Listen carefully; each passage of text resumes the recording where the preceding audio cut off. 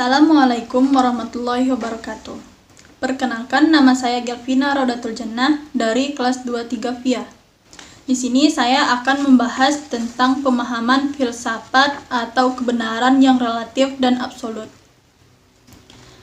Kita sebagai manusia punya otak yang berbeda-beda, punya persepsi yang berbeda-beda, dan punya pendapat yang berbeda-beda.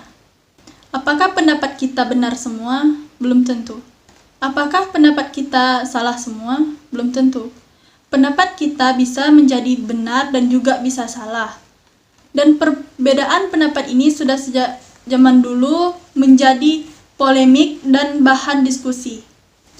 Perbedaan pendapat ada di mana-mana, seperti di politik, ekonomi, sosial, budaya, agama, dan lain sebagainya. Akibatnya, manusia mengalami krisis logika, tidak tahu lagi mana yang benar dan tidak tahu mana yang salah. Secara umum ada dua macam kebenaran. Yang pertama, kebenaran relatif. Orang yang tidak paham ilmu logika sering mengatakan, tidak ada kebenaran absolut, yang ada adalah kebenaran relatif.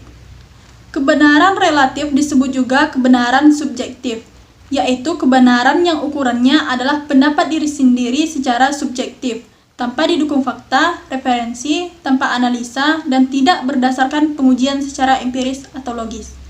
Contohnya seperti, si A berpendapat agama Islam adalah agama terbaik, si B berpendapat agama Kristen adalah agama terbaik, dan si C berpendapat agama Hindu adalah agama terbaik.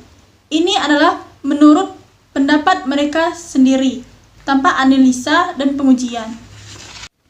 Yang kedua, kebenaran absolut. Orang yang paham logika pasti tahu bahwa sebenarnya kebenaran absolut itu ada.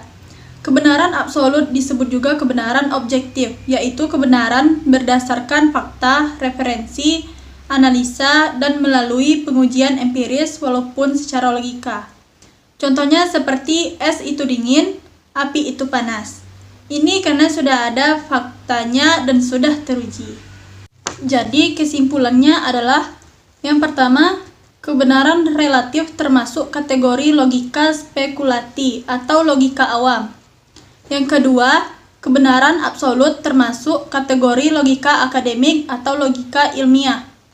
Dan yang ketiga, kebenaran relatif bisa menjadi kebenaran absolut apabila memenuhi persyaratan logika absolut. Baiklah, sekian dari saya tentang pemahaman filsafat atau kebenaran relatif dan absolut. Jika terdapat kesalahan, saya mohon maaf. Wassalamualaikum warahmatullahi wabarakatuh.